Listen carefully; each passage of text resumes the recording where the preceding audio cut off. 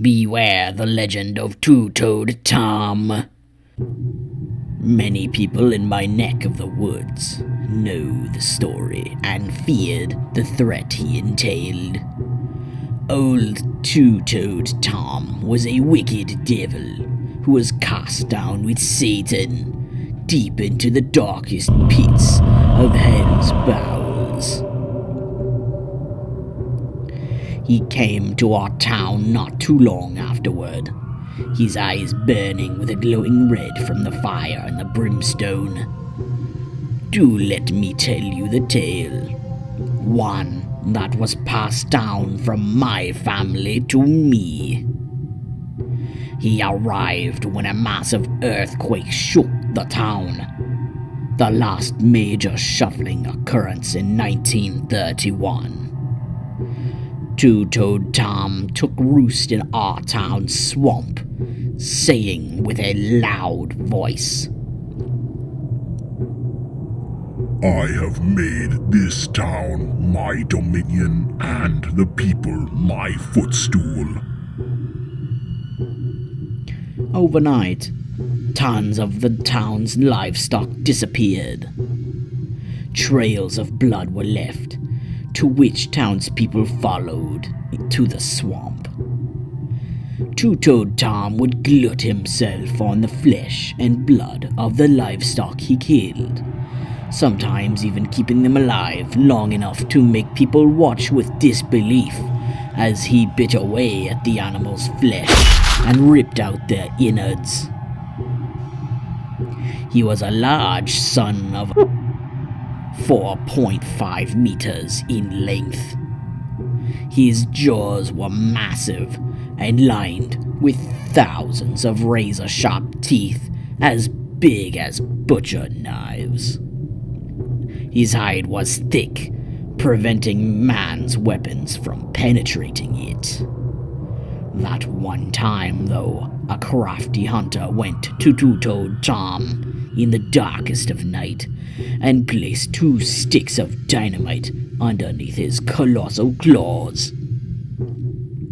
By the time old Two-Toed Tom stirred awake, his hands were torn up in a mighty explosion.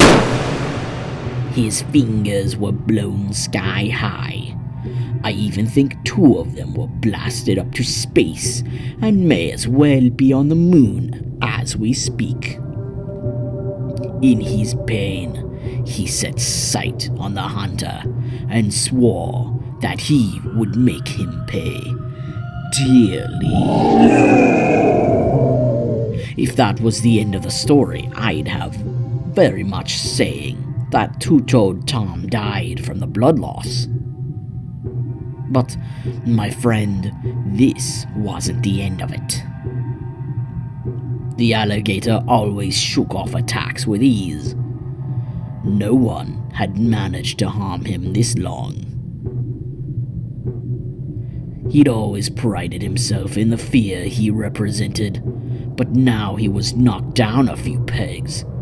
He was now in the same field as mere mortals. That enraged him. It all came to a head one day when the hunter's youngest boy, Timothy Meyer, went missing. He was being taken care of by his older sister, but she had dozed off during the day. Little Timothy traversed the edge of a pond's bank to catch tadpoles that were born after the melting of the past winter's frost. The hunter came in asking his oldest daughter where his son was. That was when a scream rang out, sending the 2 dashing towards the pond. The pond was stained in crimson red.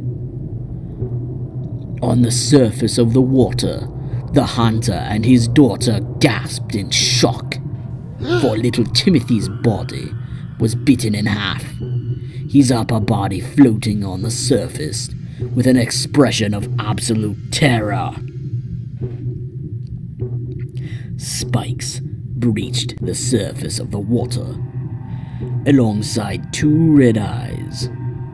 Two-toed Tom reared up in the water, the lower half of Timothy's body being firmly gripped in his jaws.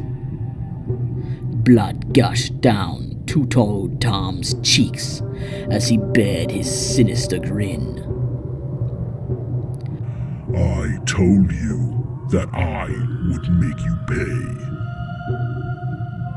The hunter, in anger, grabbed rocks lining the bank of the pond and chucked the rocks at the accursed alligator in a blind fury.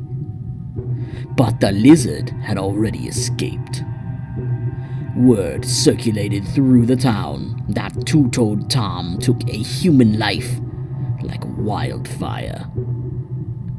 Unlike alligators, who would rather leave you be, Two-toed Tom developed a taste for human blood, but killed out of the sheer joy behind it rather than for necessity. One was named Daisy O'Connell, who was the town gossip. She had a pretty face that old Tom decided she looked better off without.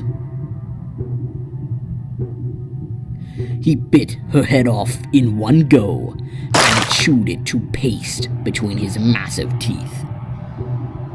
Her fellow gossip clique discovered her decaying body at the entrance of the swamp. She was splayed out, like how some hunters would mount their kills to show off their hunting skills.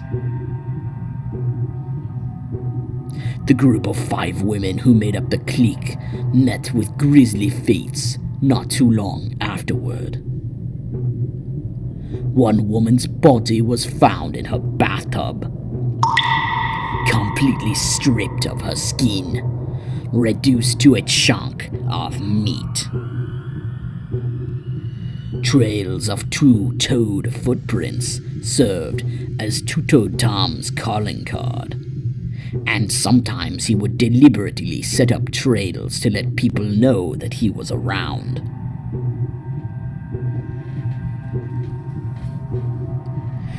The hunter became overcome with the paranoia of the raging mass hysteria the lizard wrought. Parents were having their children follow strict curfews to keep them from going towards any bodies of water. Even the bathwater was considered unsafe, as witnesses have claimed to have seen him waddling in it, staring his victim down, anticipating they'd enter the water. The hunter became obsessed with killing the beast, regardless of the costs. He boarded his remaining children in the house, going as far to remove them from school. Water became scarce in the house due to the hunter, in his paranoia, deciding to cut off the water to keep Two-toed Tom from entering. It fell in his responsibility to provide the family with fresh water that he got by boiling it. It remained like this until one day, when he was far from home on an important business duty, his eldest daughter babysitting her siblings. She began to have one of her sleeping spells. A knock at the door shook her awake. She went to the door, suspiciousness crossing her mind. Let me in. Let me in. A deep, gravelly voice bellowed out. "Who is this?" she asked. A family friend. The voice announced, now sounding less human. There was a knocking on the door, now harder. A low growl resonated from the person at the other side of the door, one of agitation. Whoever was on the other side lightly tapped the door with their fingers. But even the soft tapping sounded off. The person's fingernails sounded long and hollow. "My dad said that he'd be gone until 5 o'clock, the doctor proclaimed. The tapping stopped. A dreaded silence filled the air. The visitor growled loudly before talking again. I work for your daddy. "You do," the daughter said, her eyebrows raised. He was working one of the cotton gins, and his arm got ripped off. The visitor breathed slowly. He's in grave harm. The daughter became bewildered. Despite her father's warnings, she loosened the bolts on the door and opened it. She shrieked when her eyes met the sulfuric flames of Two-Toed Tom's eyes. The house was filled with waves of screaming and struggling. The daughter fought back against the beast with all her might, while additionally trying to shield her siblings, to no avail. By the time the hunter returned home, blood filled the floors, along with the mangled bodies of the hunter's children. On the wall was a message carved into it. It said, "I told you I would make you pay." With nothing left to lose, the hunter grabbed his ammo and all the dynamite he could get his fingers on. He traveled to the swamp, which is now decorated with dozens of the dreaded lizard's trophies. What happened next was anyone's guess. There was a rapid succession of explosions, with gunpowder filling the air and flowing into the old town. The hunter and Two-Toed Tom were never seen again. No bodies were ever found. Rumor has it they may well has been blown to Kingdom Come. The hunter could be fighting his fight with Two-Toed Tom on his home terrain. Whatever the case, the string of murders ceased for a few years, until just recently. The oddest thing about this, though, is that at midnight, I often hear a light tapping in my pipes, accompanied by a low chuckle. I sometimes even see red eyes following me throughout my house.